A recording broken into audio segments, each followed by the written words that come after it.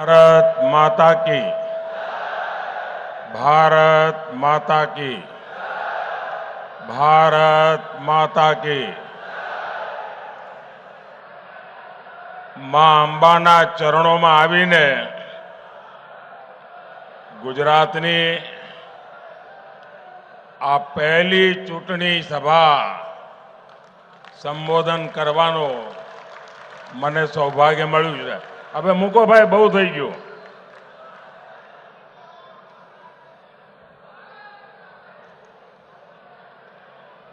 આ ફોટાવાળા ભાઈઓ પણ ફોટા નીચે જ રાખો, પાછળ દેખાતું નથી.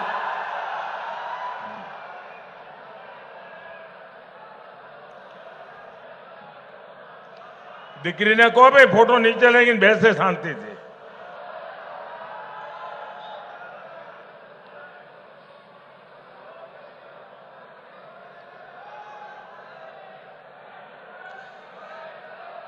साथियों,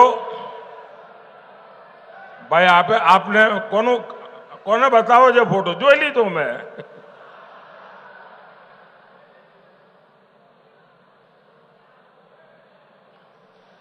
साथियों, गुजरातनी धरतीए मने जे संस्कार आप्या, जे शिक्षण आप्यु અને ખૂબ લાંબા સમય સુધી મને મુખ્યમંત્રી રાખીને આપે જે મને અનુભવ કરવાની તક આપી, એ બધું આજે મને દિલ્હીમાં લેખે લાગે છે.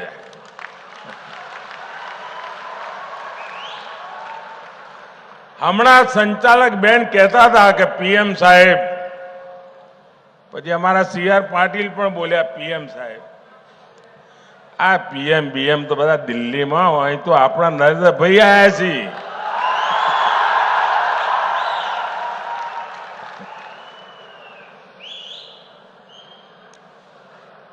અને આજે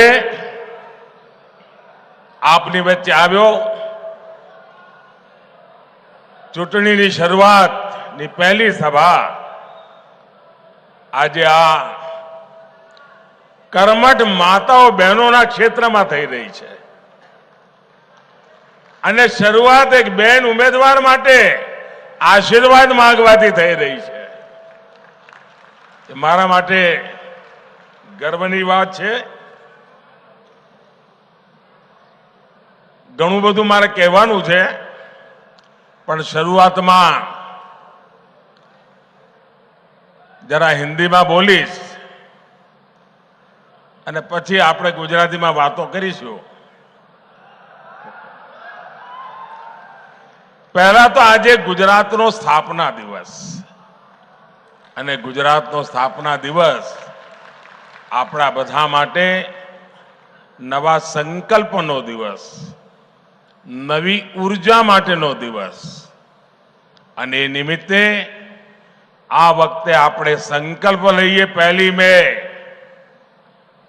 કે વિકસિત ભારત બનાવવા માટે વિકસિત ગુજરાત બનાવવામાં અમે કોઈ કમી નહીં રહેવા દઈએ.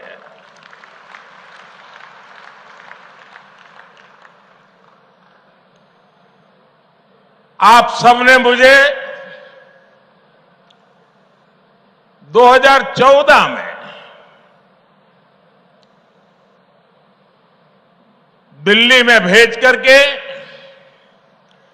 देश की सेवा करने का अवसर दिया. और वो दिन याद कीजिए, 2014 के पहले जो सरकार थी, तब देश में चारों तरफ जो खबरें रहती थी, आतंकवाद, घोटाले, चारों तरफ भ्रष्टाचार,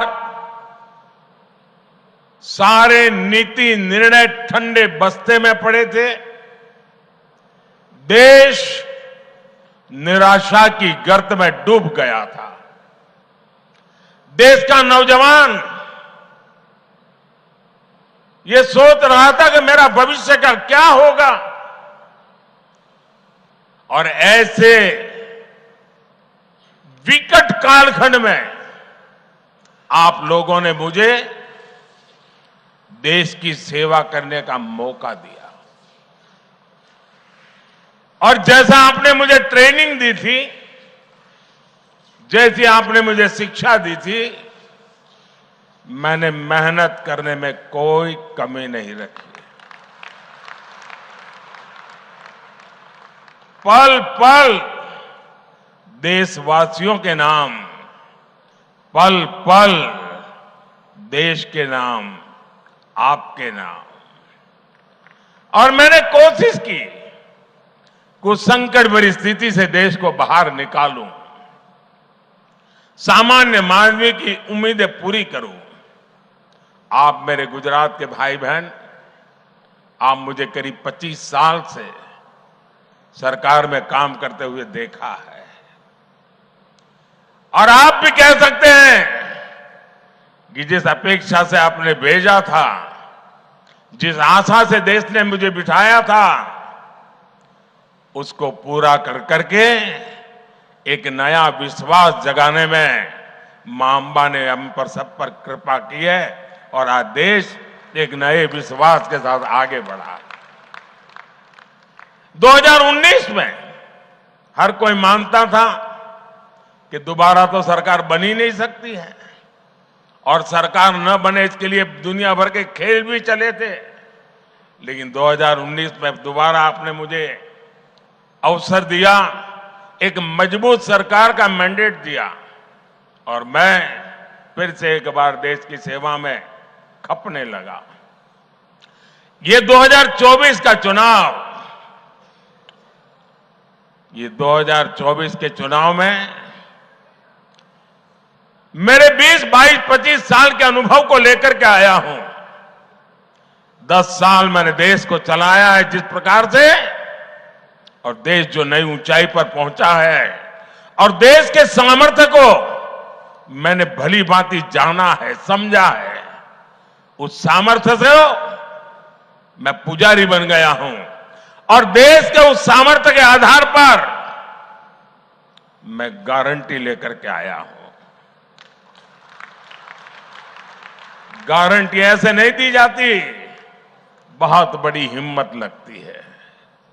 लेकिन मेरे पास अनुभव था, देश के सामर्थ्य को जानने पहचानने की शक्ति थी और मेरी गारंटी है, आने वाले मेरे तीसरे टर्म में मैं हिंदुस्तान को दुनिया की तीसरी सबसे बड़ी अर्थव्यवस्था बना के रहूंगा। और जब देश तीसरी सबसे बड़ी अर्थव्यवस्था बनेगा, तब उसकी समृद्धि, उसका सामर्थ्य, उसका लाभ वर्तमान पीढ़ी को भी मिलेगा और आपकी आने वाली पीढ़ी को भी मिलेगा। और ये काम की गारंटी लेके मोदी आया है। तीसरी बार सरकार जब बनेगी, 4 जून को नतीजे आएंगे। 100 दिन में क्या करना, वो प्लान मैंने अभी से तैयार करके रखा है। आप गुजरात वाले जानते हैं, मैं जब भी यहां चुनाव में जाता था तो चुनाव के बाद क्या करूंगा तय करने में लग जाता था। और पहले 100 दिन में भाजपा सरकार क्या काम कर सकती है वो हमने दिखाया था। नर्मदा गेट से लेकर के सारे फैसले मैंने कर लिए थे, आपको याद होगा। ऐसे ही तीसरे कार्यकाल में गरीब कल्याण, किसान कल्याण और उनके लिए विकास के लिए नए निर्णय, नई गति, नया संकल्प लेकर के हम आने वाले हैं। और इसलिए आपको इस बार पहले से ही कहीं अधिक एकजुट होकर हर बूथ पर कमल खिलाना है। और मेरी गुजरात बीजेपी वालों से और गुजरात के मेरे भाई बहन से सिर्फ सबकी सब लोकसभा की सीटें जीत करके मैं संतुष्ट होने वालों में से नहीं हूं। इतना तो मेरा हक बनता है ना। આટલો તો મારો હક બને કે ના બને? અને એટલે ખાલી બધી સીટો જીતવી જેવું નહીં, આપણે તો બધા પોલિંગ बूथ जीतवा है। और इस पोलिंग बूथ जीतने की सफलता ही बनासकांठा से बहन रेखाबेन चौधरी और पाटन से भाई भरत सिंह डाभी वो विजयी होकर के दिल्ली आएंगे, आपके आशीर्वाद से आएंगे। और आप जब उनको एक वोट देंगे तो वोट उनको जाएगा इतना नहीं है, वो वोट सीधा सीधा मोदी को जाएगा। और जब वो वोट मोदी को जाएगा मतलब गारंटी पक्की हो जाएगी। भाइयों बहनों, मैं आज गुजरात के लोगों को सैल्यूट करूंगा। उन्होंने अपनी सूझबूझ से यहां कभी भी अस्थिर सरकार नहीं आने दी। आप किसी शॉर्ट टर्म प्रलोभन में नहीं पड़े। देश के कई राज्यों में राजनीतिक अस्थिरता ने उनका बहुत नुकसान किया है। राजनीतिक अस्थिरता ने उद्योगों को नहीं पनपने दिया। राजनीतिक अस्थिरता ने इन राज्यों को बड़े विजन के साथ काम नहीं करने दिया। आपने गुजरात को इन सब से बचा कर रखा है। इसलिए आपने एक बार कांग्रेस को गुजरात से हटाया तो फिर उसको पैर नहीं रखने दिया। साथियों, आज भी कांग्रेस के पास न मुद्दे हैं और न ही कोई विजन है और न ही उनके पास कोई काम करने का जज्बा है। आप याद कीजिए 2014 में जब मैं पहली बार लोकसभा के मैदान में आया तो 2014 में कांग्रेस के मुद्दे क्या थे?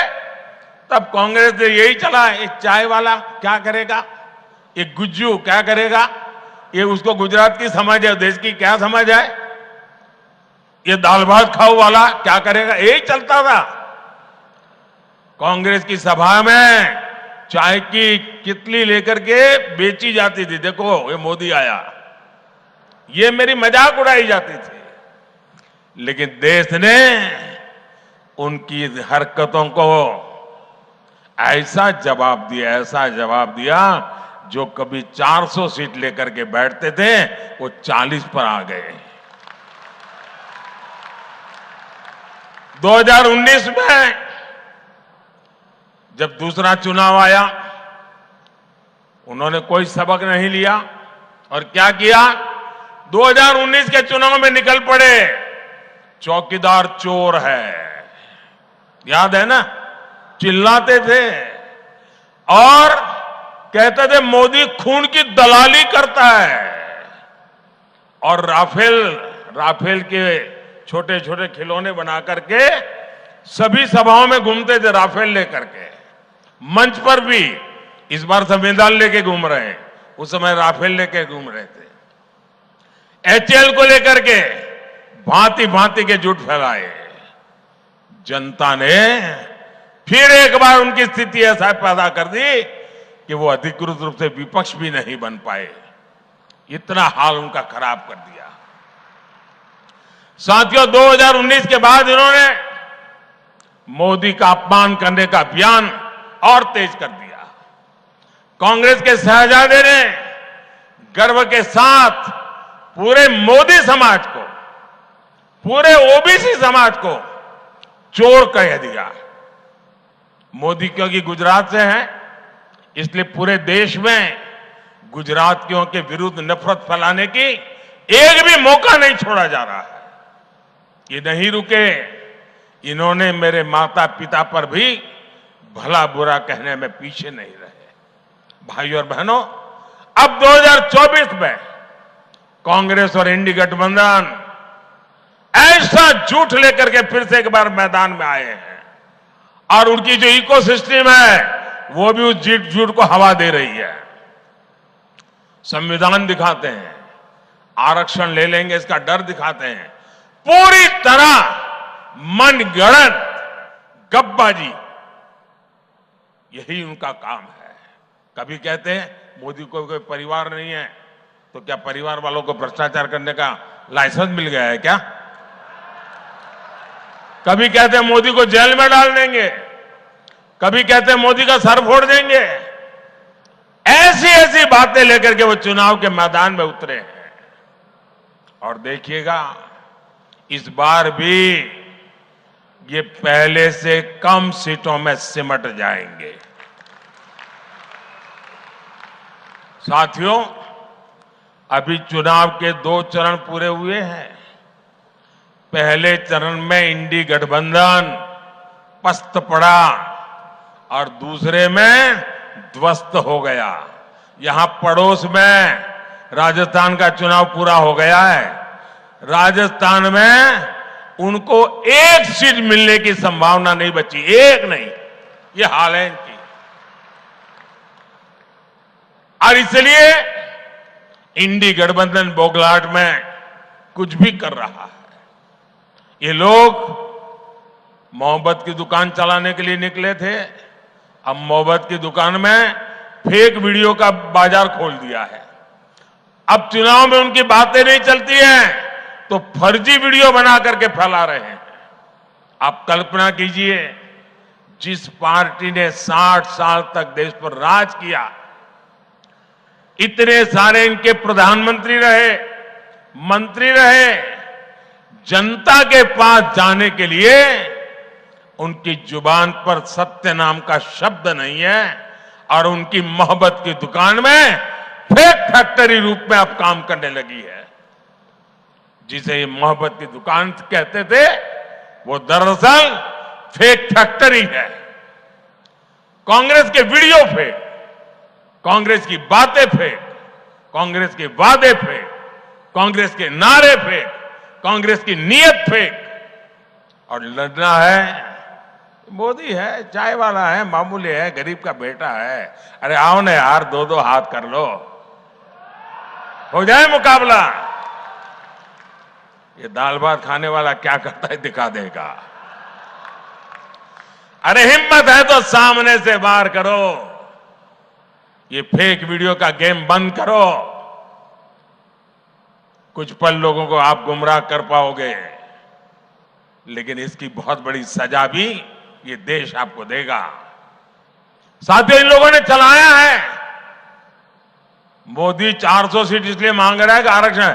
अरे उनको मालूम नहीं, आज भी पार्लियामेंट जो 5 साल चली, एनडीए के 360 तो करीब करीब एमपी थे और बीजेडी जैसे लोग जो हमारे एनडीए में नहीं थे, आंध्र की वाईएसआरसीपी हमारे एनडीए में नहीं थी, जो हमें समर्थन करते थे, वैसे भी पार्लियामेंट में 5 साल मेरे पास 400 की ताकत तो थी ही।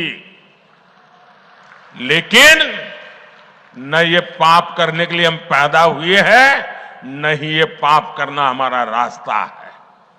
बाबा साहब आंबेडकर ने जो संविधान दिया है, देश के संविधान के निर्माताओं ने जो संविधान दिया है, उस संविधान की शुचिता, उस संविधान का संरक्षण। और कांग्रेस वाले, उनकी जमात कान खोल के सुन ले, ये मोदी है। मोदी जब तक जिंदा है, मैं तुम्हें कभी भी धर्म के आधार पर आरक्षण का खेल खेलने नहीं दूंगा।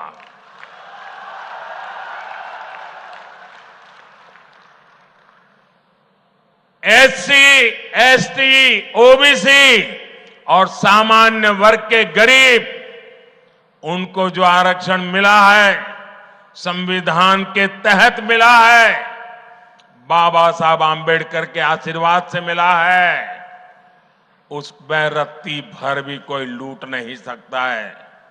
तुम्हारा जो इरादा है, वो इरादा है कि दलित समाज, आदिवासी समाज, पिछड़े समाज के लोग, सामान्य वर्ग के गरीब लोग, जिनको आरक्षण मिला है, उस आरक्षण में से लूट चलाकर धर्म के आधार पर तुम मुसलमानों को आरक्षण देना चाहते हो। मैं आज कांग्रेस के शाहजादे को, कांग्रेस पार्टी को और कांग्रेस के सारे गाजे बाजे बजाने वाली जमात को चुनौती देता हूं। मैं उनको चुनौती देता हूं, अगर उनमें हिम्मत है तो घोषणा करें कि वे कभी भी धर्म के आधार पर न आरक्षण का दुरुपयोग करेंगे, न संविधान में खिलवाड़ करेंगे, न ही धर्म के आधार पर किसी को आरक्षण देंगे।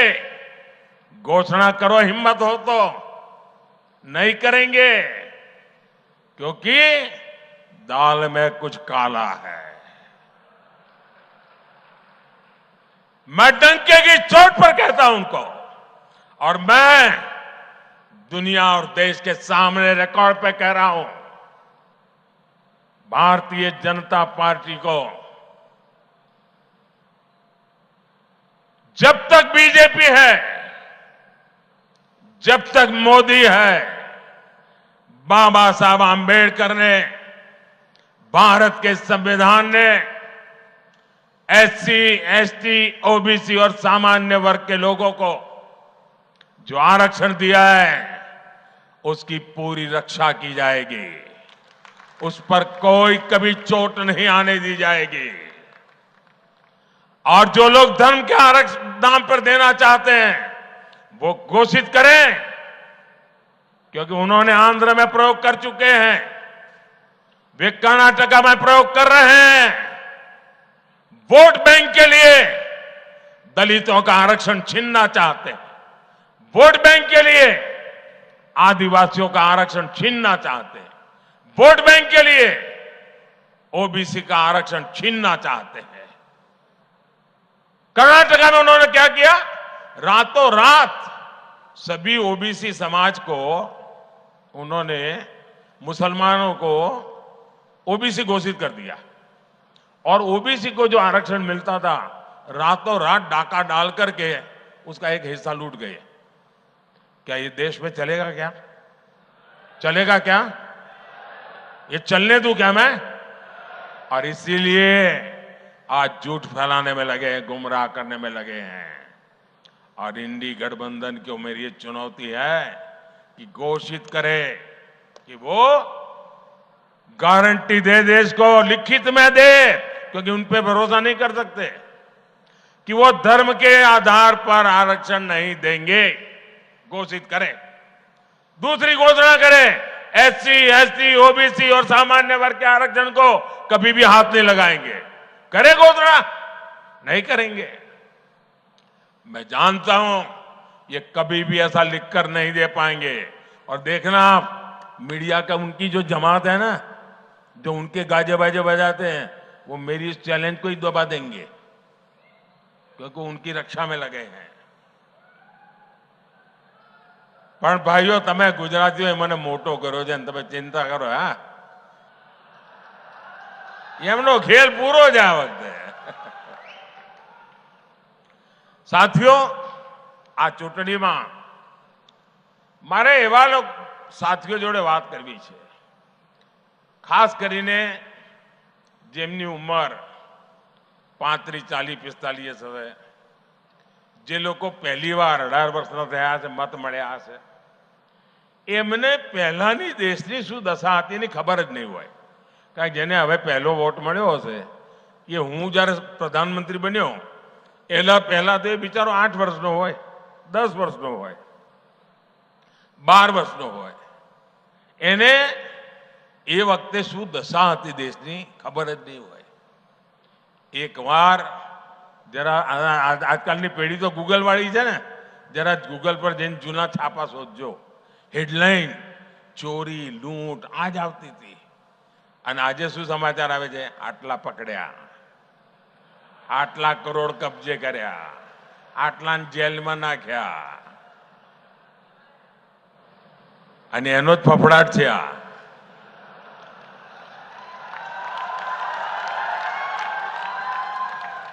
તમે મને કહો ભાઈ, આ દેશના લોકોની કાળી મજૂરી કરીને જે ટેક્સ આપ્યો હોય એને હું લૂંટવા દઉં? લૂંટવા દેવાય? અને આ લૂંટારાઓને ઠીક કરવા જોઈએ કે ના કરવા જોઈએ? હવે હું એક કામ કરું છું, મારા વાળ ખેંચે છે.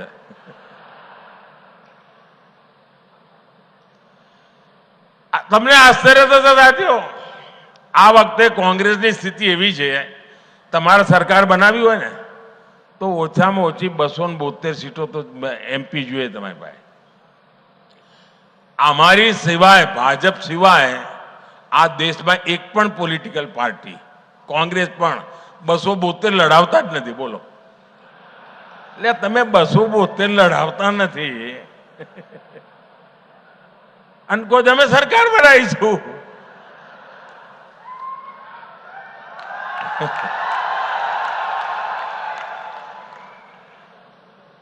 આજે તો એમની સ્થિતિ એવી છે કે આ એમનું જે શાહી પરિવાર છે ને, દિલ્હીમાં રહે છે, એમની દશા એવી છે કે પોતે આ વખતે કોંગ્રેસને વોટ નહીં આપીએ કે. બોલો, આ મોદી સાહેબની કમાલ જ છે. શાહી પરિવાર કોંગ્રેસને વોટ જ નહીં આપીએ કે. આ વખતે ત્યાં કોંગ્રેસનો ઉમેદવાર જ નથી. અહીંયા આપણા ત્યાં ગુજરાતના મોટા નેતા હતા અહેમદભાઈ. અહેમદભાઈ તો હવે રહ્યા નહીં. અહેમદભાઈનું પરિવાર ભરૂચમાં રહે છે. એમની દશા એવી, કોંગ્રેસને મત નહીં આપે. અહેમદભાઈનું પરિવાર કોંગ્રેસને વોટ નહીં આપીએ કે. કોંગ્રેસના એક મોટા નેતા બનતા સુધી ભાવનગરમાં જ રહેતા હશે, મત એમનો ભાવનગરમાં જ હશે. એ ભાવનગરમાં કોંગ્રેસને વોટ નહીં આપીએ કે. આ કોંગ્રેસની દશા છે. તમે વિચાર કરો. અને આ કોંગ્રેસને સંપૂર્ણપણે, જ્યારે એમનો ચૂંટણી ઢંઢેરો આવ્યો ને ત્યારે મેં કહ્યું હતું આ મુસ્લિમ લીગની છાપ છે આમાં. અને એક પછી એક પાના ખોલવા માંડ્યા છે. હવે એમણે માઓવાદી ઘોષણાઓ કરવા માંડી છે, નક્સલવાદી. એમણે કહ્યું છે હવે એમણે પાર્ટી તો બરબાદ કરી, હવે હું તો મર્યો તને મારું, એ મૂડમાં દેશને બરબાદ કરવા નીકળ્યા છે. એમણે પાર્ટી તો તબાહ કરી દીધી, દેશને બરબાદ કરવા નીકળ્યા છે. અને એમણે એક નવો, એમણે કહ્યું છે અમે એક્સરે કરીશું આખા દેશનો. કહ્યું છે ને, આખા દેશનો એક્સરે કરીશું. એટલે તમારા લોકરમાં શું પડ્યું છે? એક્સરે. તમારા ઘરમાં શું પડ્યું છે? એક્સરે. તમારું બેંકમાં શું પડ્યું છે? એક્સરે. તમારા ત્યાં કઈ દાગીનો બાજરાના કે જવારના ડબ્બામાં રાખી મૂક્યો હોય, એક્સરે. પછી લૂંટી લેવાનું. આ એમણે મેનિફેસ્ટોમાં કહ્યું છે જે બધું છે, પછી જેની પાસે નથી એને વેચી દેવાનું. તમે આ ગરીબી વેચવા નીકળ્યા છો ભાઈ. આ દેશને તમે તબાહ કરવા નીકળ્યા છો. શું માંડ્યું છે તમે? તમે વિચાર કરો. એમણે બીજી એક વાત કરી. એમના એક ખેરખા બેઠા છે વિદેશમાં, એમણે ત્યાંથી સંદેશો આપ્યો, જાહેરમાં કહ્યું આપણે ત્યાં દરેક મા બાપ એની ઈચ્છા હોય ને કે ભાઈ મૃત્યુ પછી સંતાનોને કંઈ ને કંઈ આપીને જવું. દરેક મા બાપની ઈચ્છા હોય કે ના હોય? કોઈ મા બાપ એવું હોય કે હું તો દેવું કરીને જઈશ, છોકરા ભરશે, એવો કોઈ મા બાપ હોય ભાઈ? એકે મા બાપ એવા હોય? બધા મા બાપ કઈ ને કઈ બચત કરે કે ના કરે? છોકરાઓ માટે આપીને જવાનો વિચાર કરે કે ના કરે? હવે કોંગ્રેસ વાળાએ એના ઉપર દોરો નાખ્યો છે અને એમણે જાહેર કર્યું છે કે હવે તમે જે બચાવ્યું હોય એ તમે તમારા સંતાનોને નહીં આપી શકો. એમાંથી અડધા કરતા વધારે કોંગ્રેસની સરકાર બનશે તો તમારી પાસેથી ટેક્સ રૂપે લઈ લેશે. 55% ટેક્સ નાખશે. એટલે માનો કે તમારી પાસે 10 એકરનું ખેતર છે અને તમે છોકરાને, સંતાનોને 10 એકર આપીને જવા માંગો છો, તો તમારા 5 એકર સરકારમાં ગયા ને 5 એકર રહ્યા. આ કાયદો લાવવાના છે. તમારી પાસે 2 ભેંસ હોય તો 1 ભેંસ કોંગ્રેસ વાળા કહે છે સરકારમાં આપી દો, 1 તમારા છોકરાને આપવાની. કેમ? તો અમારે 1 ભેંસ અમારી વોટ બેંકમાં આપવાની છે. આ કાયદેસર લાવવા મેનિફેસ્ટોમાં લખ્યું છે. બોલો, આ હિંમત એમની. હવે આ દેશના નાગરિકને આપણે સમજાવવું જોઈએ કે ના સમજાવવું જોઈએ? ભાઈ, અમે તો તમારી તાકાત વધારવાનું કામ કરી રહ્યા છે. એ તમે ભેગી કરેલી તાકાતને લૂંટવાનું કામ કરવાનું વિચારી રહ્યા છે ભાઈઓ. અને એટલા માટે મારી આપ સૌને વિનંતી છે કે આ કોંગ્રેસથી ચેતતા રહેજો. આ લોકોએ જે એમના બધા પાપો શરૂ કર્યા છે,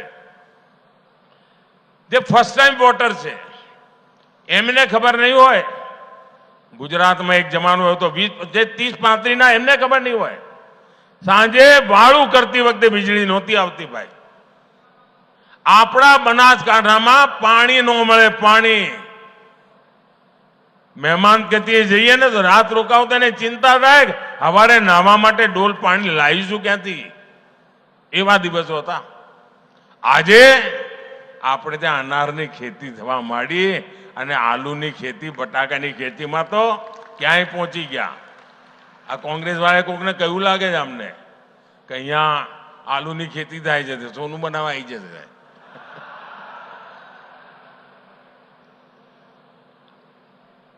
આપણે ત્યાં જે બદલ આવ્યો છે ને ભાઈઓ, હવે મને કહો, આપણે ત્યાં પાલનપુર વંદે ભારત પહોંચી ગઈ. પહોંચી કે ના પહોંચી? જે રીતે આપણે વિકાસના કામો કરી રહ્યા છીએ, સુજલામ સુફલામ યોજના બનાવી, પાણી પહોંચાડ્યું, 4 કરોડ લોકોના જીવનમાં બદલાવ આવ્યો કે નહીં આવ્યો? નળથી જળ. નહીં તો આપણે ત્યાં અહીંયા ઉત્તર ગુજરાતમાં તો માથે બેડલા લઈને 3-4 કિલોમીટર જવું પડતું. આપણી માતાઓ બહેનોનો અડધો દાડો પાણીમાં જ જતો. આ બધામાંથી આપણે બહાર લાયા. એના માટે કાળી મજૂરી કરી જ ભાઈ. એટલે જે જૂની પેઢીના લોકો જેની બધી ખબર છે, પણ આ જે 40 થી નીચેના જે છે ને, એ બધાના જૂની ખબરો નથી ભાઈ. એટલે યાદ કરાવવું પડે કે આપણે એવા દિવસો નથી લાવવાના. વાર તહેવારે આપણે ત્યાં ઉલ્લડતા હતા ભાઈ. આપણે ત્યાં છોકરું જન્મે ને તો કાકાનું નામ ના આવડે, મામાનું નામ ના આવડે, પણ કરફ્યુ બોલતા આવડે. કરફ્યુ જ જોયો હોય એને. 1 વર્ષનું થાય ત્યાં સુધી તેને 3 કરફ્યુ જોયા હોય. એવા દિવસો હતા. આજે કરફ્યુનું નામો નિશાન નથી અને સુખ ચેનથી બધા સાથે મળીને જીવે છે. એ આપણું ગુજરાત છે. ભાઈઓ બહેનો, શિક્ષણમાં મને યાદ છે, હું જ્યારે કન્યા કેળવણી માટે કામ 2002માં જ્યારે નવો મુખ્યમંત્રી બન્યો હતો, કન્યા કેળવણી ચીજ બનાસકાંઠાનું નામ સૌથી નીચે આવે. આજે એમાંથી મોટી ક્રાંતિ થઈ અને આધુનિક શિક્ષણની દિશા મારું બનાસકાંઠા આગળ વધવા માંડ્યું ભાઈઓ. બાળકો નિશાન નહોતા જતા, આજે જવા માંડ્યા. એટલા મને ઉચ્ચ શિક્ષણ તરફ જવા માંડ્યા. કહેવાનો મારો તાત્પર્ય એ છે ભાઈ કે ગુજરાતે વિકાસ જે કર્યો છે એની પાછળ એક વિઝન રહ્યું છે, એક લાંબા ગાળાની મહેનત રહી છે અને એના પરિણામે આજે આપણું ગુજરાત આગળ વધ્યું છે. મારી સૌ મતદાતાઓને વિનંતી છે, સૌ મારા વાલા નાગરિક ભાઈઓ બહેનોને વિનંતી છે, આપણે તો બનાસકાંઠાના લોકો ધૂળની ડમરીઓમાં મોટા થયા જ બે. આપણે તો ગરમીને ઓગાળી દીધી એવા લોકો છીએ. ગમે તેટલી ગરમી હોય, મતદાન વધવું જોઈએ. વધુમાં વધુ મતદાન થાય અને જૂના બધા રેકોર્ડ તૂટવા જોઈએ. તોડશો? તોડશો તો ભારતીય જનતા પાર્ટીને ભવ્ય વિજય અપાવજો. ગુજરાતની બધી સીટો જીતાડજો. આપણી 2 સીટો અહીંયા જે ભેગા થયા છે બધા જીતાડજો. પાક્કો? બોલો ભારત માતા કી. ભારત